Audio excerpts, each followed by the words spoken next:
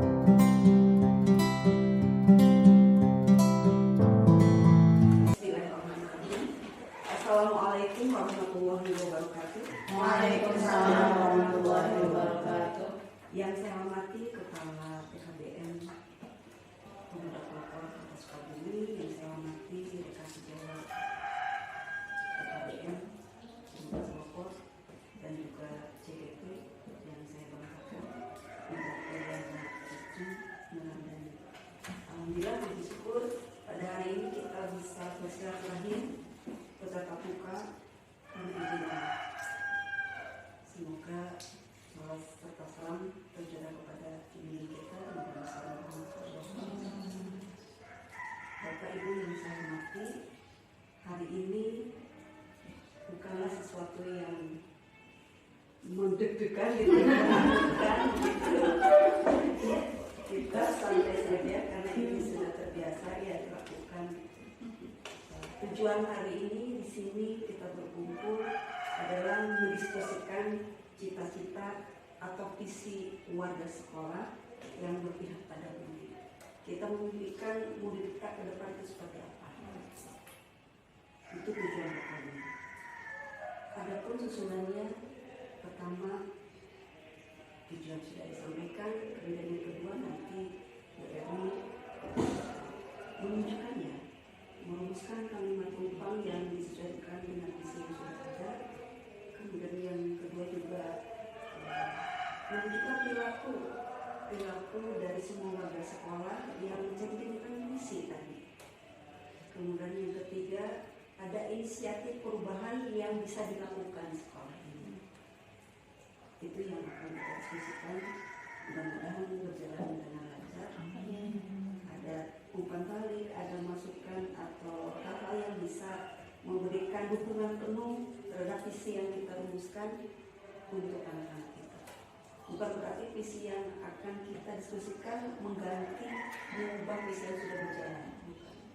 Namun selama ini para CGP sudah dibekali dengan materi-materi yang pada akhirnya harus bisa merumuskan visi itu. Mudah-mudahan visi yang sudah dirumuskan oleh Teh Eliana bisa menjadi dasar kita menyusun visi di sekolah yang juga akan didukung oleh semua warga yang ada di sekolah untuk kepentingan kita ke depan. Terima kasih. Saya menantikan pemaparan dari Eliana. Dipersilakan. Assalamualaikum warahmatullahi wabarakatuh. Waalaikumsalam warahmatullahi wabarakatuh. Pertama-tama saya mau mengucapkan terima kasih untuk tim PKBM Pemuda Pelopor yang sudah bisa, karena kan biasanya kita siang ibu zuhur gitu baru kumpul gitu ya. Ini bisa pagi-pagi, alhamdulillah, terima kasih banyak. Dan terima kasih juga kepada Ibu Deti sebagai guru pengajar praktik Eri gitu, sudah berkenan hadir hari ini. Seperti yang sudah saya jabarkan waktu itu Ibu, jadi waktu kemarin itu yang diseminasi sudah disampaikan mengenai visi, kemudian dari tim PKBM juga menerima visi tersebut seperti itu. Kita juga udah ada beberapa program yang mengacu pada visi tersebut seperti itu. Tapi untuk penambahan atau pengurangan dari visi dan misi belum sampai situ sih sebetulnya Ibu.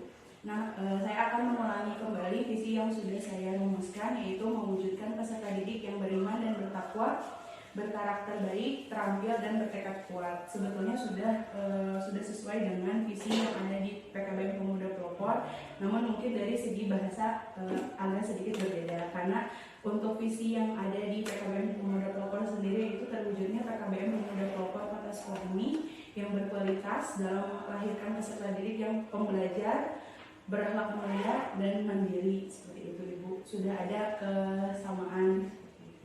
Kemudian saya sudah menyiapkan untuk bahan ini kita ada kalimat tumpang mengenai cita-cita untuk murid, di mana kita memimpikan atau mendambakan murid yang kita harapkan ada sebagai kualitas lulusan dari PKBM Pemuda Pelopor itu sendiri.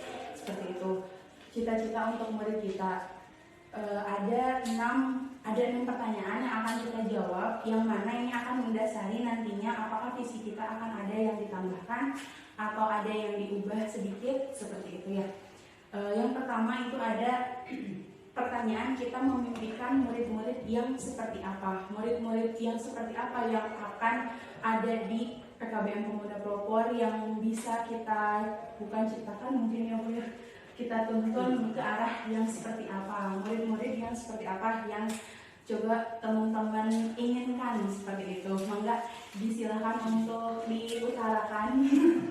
PKBM Pemuda Pelopor itu tidak ada murid yang tidak baik, tapi mungkin belum menemukan gitu ya, belum menemukan. Jadi alhamdulillah di sini belum menemukan murid yang konotasinya kalau di sekolah formal dia mah badung mungkin ya seperti itu, tapi itu tidak. Alhamdulillah selama kita berdiri ya, malah kita melihat bahwa kita meyakini murid kita ini adalah memang Allah titipkan ke kita dan pasti punya kelebihannya gitu ya. Salah satu contohnya Saksa yang sekarang jadi alumni, yang dulunya susah bangun gitu ya, terus nongkrong dan sebagainya, ketika di sini tanpa kita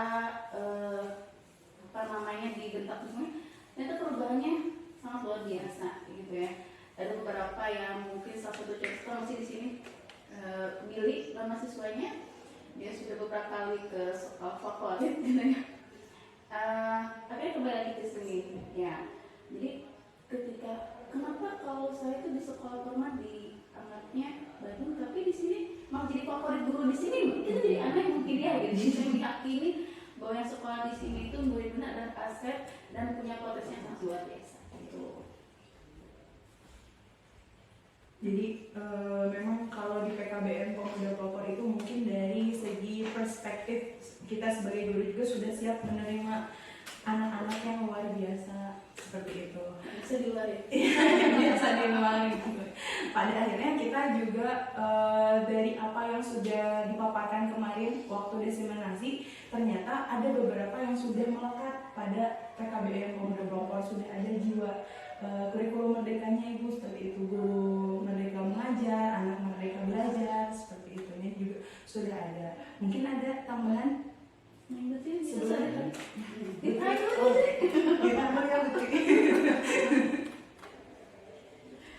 mungkin izin menambahkan Ibu ya, tapi sebetulnya sudah lengkap dari Pak Nur sama Berita juga ya Bu. Cuma mungkin ini yang saya rasakan, kita percaya pada bahwa murid itu adalah sebuah amanah dan juga kepercayaan. Kenapa diberikan kepercayaan lebih? Berarti mau itu orang tuanya, pribadi anaknya, berarti sudah mempercayakan kepada PKBM Pemuda Pelopor ini. Bahkan buktinya kemarin Pak Nur ya, dari Karangmona jauh-jauh ternyata dari PKBM ketemunya Pemuda Pelopor, dari Palang Kuda. Ya ternyata sama Allah dia suruhnya ke sini ke PKBM Pemuda Pelopor ya.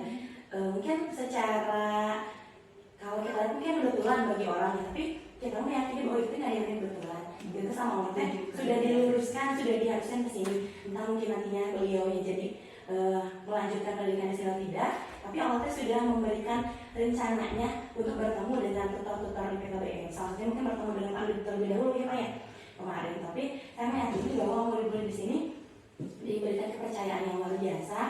Saya lihat mungkin kalau dia di formalnya tidak begitu antusias belajar, tapi alhamdulillah di sini sangat antusias belajar.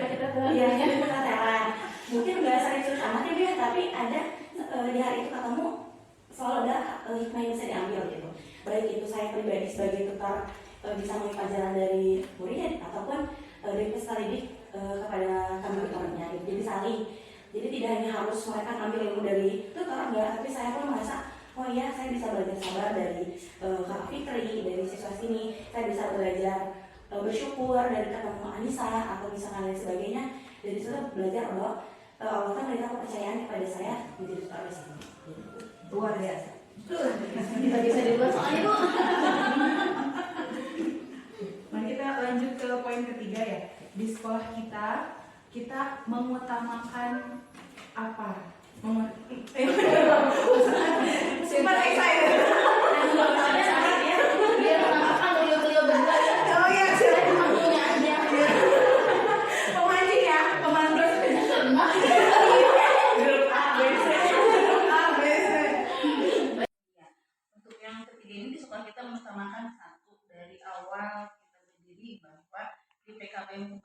mengutamakan kenyamanan. Itu yang paling penting, dan selalu ketika ada yang datang ke sini itu ada kenyamanan. Bagaimana siswa merasa nyaman, aman untuk belajar di sini. Jadi sampai kita, karena waktu kondisinya memang kita belum ada kelas, jadi sistem pembelajaran harus homey, harus di rumah sendiri. Jadi kalau udah mereka merasa homey, merasa di rumah sendiri, mereka bisa ada rasa kenyamanan untuk menuntut ilmu. Beda kalau datang ke sekolah mungkin beban dan sebagainya. Nah, kita mengutamakan anak itu harus nyaman dan harus merasa homey di rumah sendiri. Jadi itu poin yang dua ini yang selalu menjadi dasar ketika siapapun yang datang di sini itu kita selalu tanya, tidak langsung diterima. Biasanya kalau yang daftar itu orang tuanya dulu di sini. Oh, besok silakan datang siswanya, harus lihat dulu, jadi harus nyaman. Kalau tidak nyaman kita tidak akan menerima. Karena bagi kami kenyamanan itu adalah pintu utama untuk kita masuk ke anak itu, untuk terjadinya proses pembelajaran yang efektif, yang harmoni. Nah, itu kalau saling menyamankan, gurunya nyaman, muridnya nyaman, bentuk belajar seperti apapun itu insya Allah. Satu siswa yang kadang-kadang oh ini tuh kenapa mereka seperti itu gitu. Jadi kita karena tadi meyakini bahwa punya keterampilan dan potensi, kadang-kadang kita sistem belajar di situ bukan sebagai saya guru kamu murid, tidak, tapi kita lebih diskusi dan berteman. Jadi itu lebih saling bukan menyentuh dan saling mengenal hati, yang itu hati gitu ya, dari hati ke hati. Nah gitu ya, gitu ya. Nah seperti itu. Oh iya, berarti gue yang mau mengatakan di penempatan murid di sekolah, kita sadar betul bahwa pendidikan itu bisa diraih di kapanpun dan dimanapun. Contohnya alhamdulillah di hari minggu kemarin tuh ya, kami mengadakan atau melakukan pembelajaran di luar kelas, itu di daerah Karang Tengah, Ibu, di Cikarang. Saya pribadi melihat bahwa ternyata anak-anak yang di dalam kelas dia belajar tidak begitu antusias, saat mereka dibawa keluar belajar di luar, di lapangan gitu, mereka ternyata antusias sekali. Mereka yang saya kira, kayaknya ini anak nggak akan begitu antusias deh, tapi ternyata dia paling antusias. Dia mau coba tubing, dia mau banyak mainnya, mau ini dan sebagainya. Oh ternyata menurut saya, dia memang basicnya dia sama mami juga di sana di alam gitu. Makanya ternyata kegiatan di luar ini betul-betul sangat berpengaruh gitu. Karena belajar tidak harus di dalam kelas, tidak harus ada meja, ada kursi, dimanapun, Bu Eri, siapapun bisa menjadi guru, dimanapun bisa jadi siswa. Di bawahnya tertanda Ibu Eri yang belajar di luar sana. Jadi tertanda di requestnya sama Bu Eri. Siapapun bisa menjadi guru dimanapun bisa sekolah. Alhamdulillah BPKBM sudah menerapkan itu. Jadi sudah berorientasi pada permasalahan, bukan pada titik masalahnya siapa, namun pada permasalahannya, seperti itu ya Bu Tri ya. Gimana caranya supaya pembelajaran itu bisa dilaksanakan dengan menarik, energi, seperti itu. Akhirnya Bu Tri memunculkan ide Bu waktu itu kreativitas edukasi wisata. Ya tim PKB kemudian berkait itu juga ya sama kolaborasi ya, berkolaborasi sama pihak luar ya, seperti itu. Tim C ya, kayaknya udah nggak ada gitu tim C.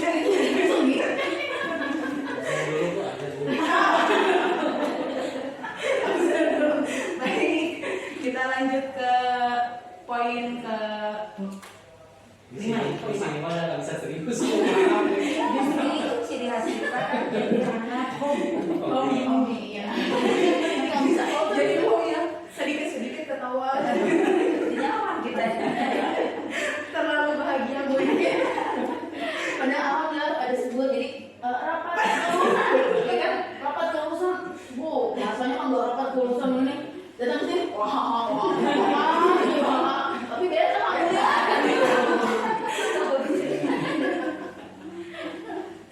Ya makanya kalau ada yang formal tuh pasti gugup dulu gitu. Karena biasanya Iya, biasa itu tadi.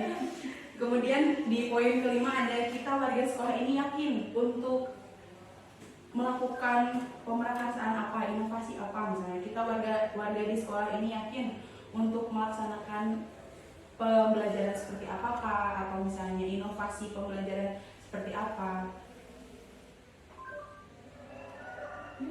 Berarti yang tadi aksi ya. Satu, bahwa kita selalu ingin, bukan berlomba-lomba ingin lebih baik, tapi berlomba-lomba untuk berinovasi. Salah satunya kita selalu mengadakan kegiatan study camp. Itu yang memang udah 3 tahun berjalan, kita selalu mengadakan study camp tiap semesternya. Untuk apa itu study camp? Tadi jadi poinnya yang pertama, dulu study camp dilaksanakan karena kita nggak punya kelas. Jadi pembina kami di yayasan mengatakan dimanapun bisa kita belajar, gitu kan. Menjadikan daun sebagai kertas, tintanya sebagai air laut pun sudah berarti kita tidak mesti di kelas. Waktu itu memang kita punya bangku sebetulnya, bukan punya kelas gitu. Jadi akhirnya kita bukan berinovasi di KPP. Kalau di situ ya biasanya beberapa KPP nggak punya kelas, kita selalu ada kegiatan di luar kelas. Dan di situ kita muncul untuk bisa menemukan tadi bahwa kita memberikan anak-anak yang bertakwa kepada Tuhan Yang Maha Esa. Ternyata untuk di usia-usia di PKB ini tidak serta seperti anak TK mungkin PAUD ya, tapi kita mengajak di study camp itu adalah kuliah duha dan sholat duha bersama-sama. Subhanallah, ya takdirnya mungkin memang Allah menggerakkan kita untuk melakukan itu. Dan hari kemarin Sabtu bu buru-buru sih Sabtu mah kamu sih sholatnya tara gitu dari orang tuanya. Tapi ketika study camp kita tidak akan memaksakan. Silakan, kegiatan kita yang pertama adalah sebelum outbound kita kegiatan salat duha berjamaah. Entah itu dia merasa tidak dipaksa dan mungkin alamnya yang kondusif, alhamdulillah setelah study camp ada perubahan rumah, akhirnya dia jadi remaja masjid di kampungnya gitu. Jadi mungkin pembelajaran kita kita meyakini bahwa apa yang kurang di kita itu adalah potensi yang harus dimunculkan, kan? Dan itu meyakini ketika kita dulu punya kelas, mereka belajar di luar kelas, dan akhirnya muncul. Dan kemarin di teras di Parang yang tadi cicingan, ini juga apa? Siput juga diam apa sebab ulama luar biasa ya, masya Allah. Jadi itu kita selalu berinovasi tentang pembelajaran seperti itu mungkin. Jadi yang ada di PKB kan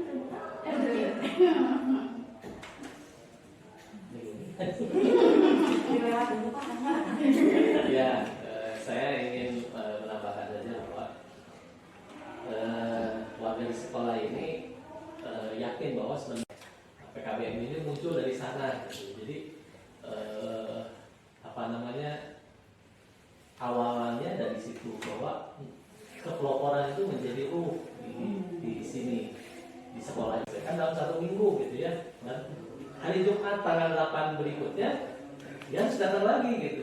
Nah, ketika dibuat aturan seperti itu dan disepakati oleh oleh siswanya, ternyata dia belajar seperti biasa gitu ya. Jadi tugasnya dia kerjakan dengan baik gitu ya. Dia datang tepat waktu, hari Jumat jam 8 dia datang jam 8 gitu ya. Jadi nggak pernah ada datangnya jam 9 gitu. Nah, itu hal-hal seperti itu yang mungkin akhirnya jadi nyaman. Nah, termasuk juga soal fleksibilitas. Fleksibilitas itu kan mungkin mereka ada yang sudah bekerja, ada yang karena memang banyak faktor ya. Bekerja itu kan bukan hanya karena unsur dia ingin mencari uang, tapi memang mungkin kebutuhan keluarga yang mendorong itu gitu ya. Bekerja. Nah, ketika bekerja ya fleksibilitasnya mungkin 1 minggu dia belajar seperti apa, atau ada juga yang memilih saya mau homeschooling aja, belajar di rumah, minta tugas, minta modul dan sebagainya gitu. Nah, semua itu diakomodir di sini gitu. Cara pembelajaran apapun yang mereka inginkan, mereka cocok gitu ya. Nah, itu diakomodir semuanya. Nah, ini bentuk fleksibilitasnya sehingga mereka merasa nyaman tadi itu dengan belajar di sini. Mungkin itu terima kasih dari Cek. Dari Cek.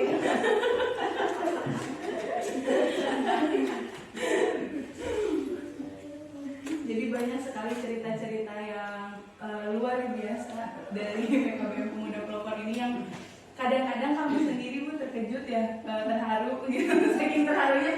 Ada yang sering nangis, ada yang nggak bisa nangis. Seperti itu. Kemudian kita lanjut ke poin 4. Atau sebelumnya ada yang ingin menambahkan terlebih dahulu? Menantikan. Iya. Kita lanjut ke poin 4 ya Ibu Bapak, mengenai murid di sekolah kita sadar betul bahwa murid-murid kita mengharapkan murid-murid itu bisa menyadari ada potensi di dalam dirinya kah, atau misalnya ada nilai kebajikan yang mereka yakini setelah mereka berada di PKBM Pemuda Pelopor ini. Ini dari doa. Iya, dari rumah juga kan saya. Ya, murid di sekolah kita sadar betul bahwa masing-masing temannya yang ada di PKBM Pemuda Pelopor itu punya potensi, punya talent yang berbeda-beda. Salah satunya yang Rini Hadim, Kang Jatna, ini kelas 12, memang potensinya dilukis. Dan ini mungkin yang lebih video itu Ustadz yang sudah melawan buana ternyata. Jadi kami meyakini dan sadar betul bahwa murid di PKBM itu sangat meyakini punya potensi dan keterampilan yang dimiliki oleh masing-masing. Nah, di sini kita meyakini bahwa murid di PKBM Pemuda Pelopor itu dengan masing-masing ada potensi yang sangat luar biasa, mereka ternyata bisa kolaborasi. Kalau masing-masing ada potensi yang sangat luar biasa, mereka ternyata bisa kolaborasi. Kolaborasi. Contohnya kemarin ketika Maulid Nabi kita lepas tidak mengikuti kepanitiaan, mulai dari semuanya ternyata terlihat mana yang memiliki jiwa kepemimpinan, mana yang memiliki jiwa sosialnya, mana yang memiliki jiwa seni, itu terlihat. Jadi kita meyakini bahwa ketika mereka yang sudah daftar di sini memiliki potensi dan keterampilan yang berbeda-beda. Jadi kita menyadari itu, dan mungkin sudah terlihat dari teman-teman yang sekolah di situ menyadari itu. Mungkin itu saja bisa menambahkan dari Bu Dede. Dan gurunya juga meyakini betul ya bahwa ketika masuk ke kelas itu ternyata diam-diam mereka punya potensi seperti ini, dan itu gurunya tutor di sini sangat meyakini, dan kita selalu menggali sampai pada akhirnya ada salah satu siswa yang kadang-kadang kenapa mereka seperti itu gitu. Jadi kita karena tadi meyakini bahwa punya keterampilan dan potensi, kadang-kadang kita sistem belajar di situ bukan sebagai saya guru kamu murid, tidak, tapi kita lebih diskusi dan berteman. Jadi itu lebih saling bukan menyentuh badan ya, saling mengenal hati yang begitu hati ya, gitu ya, dari hati ke hati ya. Nah gitu, dari hati gitu ya. Nah seperti itu. Oh ya, memberikan rasa kenyamanan bagi peserta didik di sini adalah konsep kebebasan dan fleksibilitas dalam belajar. Jadi kalau di sini kan diberikan mereka kebebasan, kemerdekaan dalam melaksanakan pembelajaran, termasuk juga fleksibilitasnya gitu. Jadi itu yang mungkin yang membedakan antara sekolah formal dengan sekolah non formal. Dan sekolah non formal ya di sini ya, di soal kebebasan dan fleksibilitas itu gitu.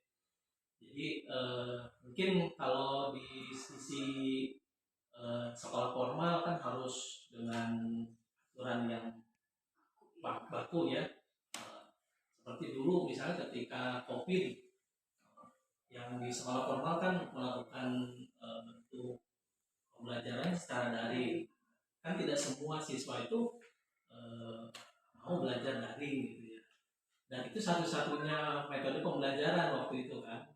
Nah, kalau di kita waktu itu ada satu kasus di sekolah negeri gitu ya, dan bahkan diantarin oleh guru BK-nya, bahkan oleh sekolahnya dibayarin biaya daftarnya ke sini gitu ya. Ternyata permasalahannya adalah si anak ini tidak bisa mengikuti pembelajaran daring, jadi ketinggal gitu sama teman-teman lainnya, yang dianggap pelajar ini tidak mampu mengikuti pembelajaran. tidak mengikuti pembelajaran maka mau dikeluarkan. Ketika di sini ternyata dia belajar seperti biasa gitu ya, dengan waktu itu ditanya metodenya mau metode apa. Oh, ternyata kendalanya adalah kendala soal handphone. Dia tidak memiliki handphone karena memang berasal dari keluarga yang tidak mampu gitu ya. Nah, akhirnya diberikan beberapa alternatif untuk pembelajaran, dan tatap muka terbatas gitu ya karena COVID itu, atau dengan penugasan.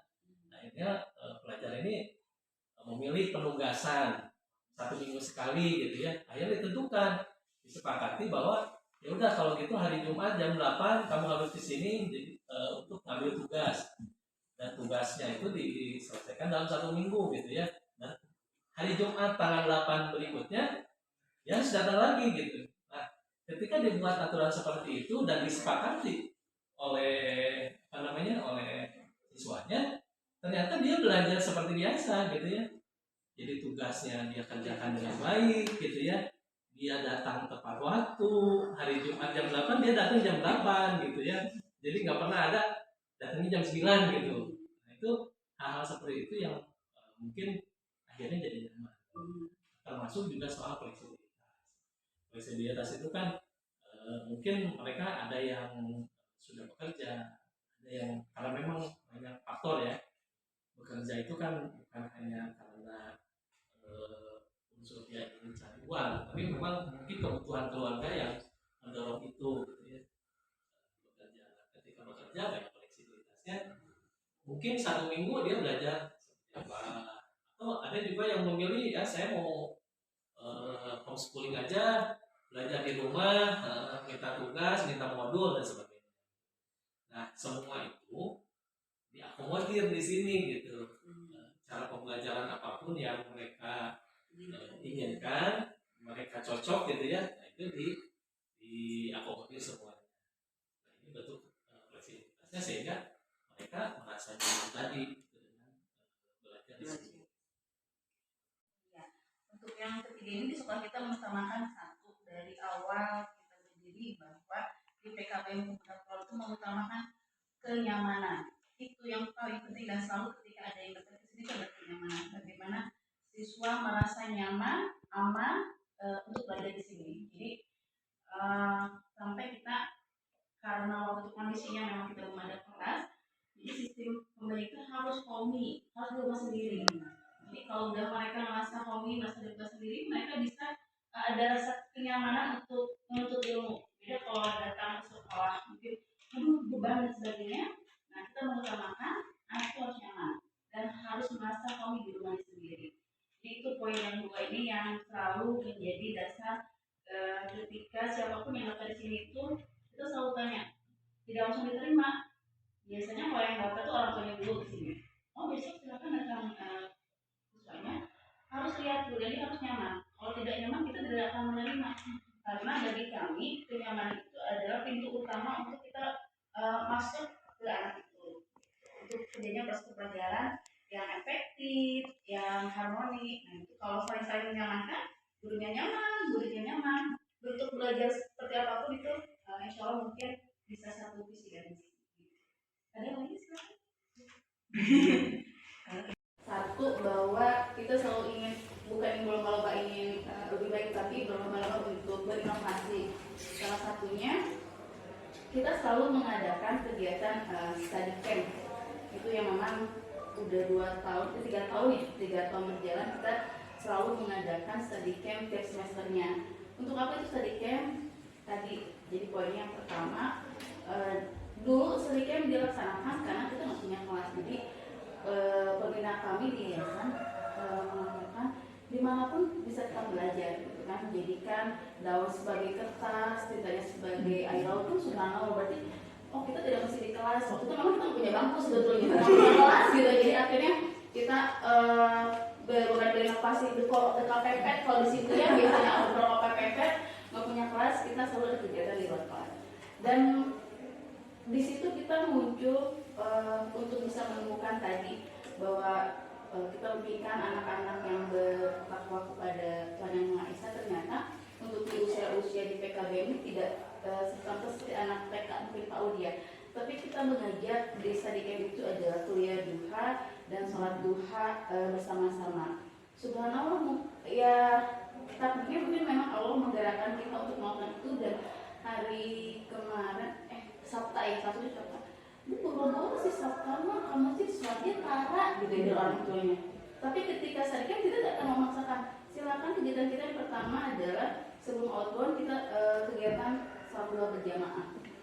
Entah itu dia merasa tidak dipaksa dan mungkin alamnya yang kondusif, alhamdulillah setelah study camp ada perubahan rumah, akhirnya dia jadi remaja masjid di kampungnya gitu. Jadi mungkin pembelajaran kita kita meyakini bahwa apa yang kurang di kita itu adalah potensi yang harus dimunculkan gitu kan. Dan itu meyakini ketika kita belum punya kelas, mereka belajar di luar kelas dan akhirnya muncul. Dan kemarin di teras Pipalang yang ternyata dicingan juga ini juga apa siput juga diam apa sebab keluar biasa ya, masya Allah. Jadi itu kita selalu berinovasi tentang pembelajaran seperti itu mungkin. Jadi yang ada di PKB kan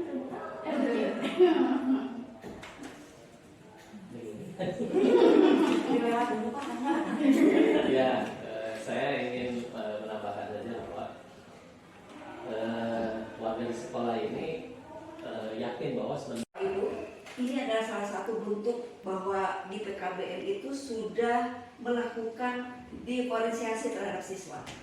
Ada adik yang mungkin kita tidak tahu potensinya, ternyata bisa ahli ya, sudah ahli dalam dokumentasian gitu. Itu kan ada kolaborasi juga di sini. Ada kolaborasi yang memberikan ruang untuk mengembangkan potensi pendidikan. Mari kita jadi sekali lagi mudah-mudahan bukti konkret, praktik baik, visi yang sudah dijalankan kita dukung. Adalah aset, anak adalah harapan kita, anak adalah apa yang sudah disampaikan Bu Eri, ini adalah harapan cita-cita kita ke depannya. Sekali lagi apa yang sudah kita jalankan hari ini akan lebih baik ke depannya. Kita melihat potensi, minat, bahkan anak akan bermanfaat, berguna di masyarakat. Dia akan menjadi bangga terhadap dirinya sendiri. Terima kasih atas perhatian semuanya. Mudah-mudahan ini menjadi amal ibadah kita ke depannya. Amin. Assalamualaikum warahmatullahi wabarakatuh. Waalaikumsalam.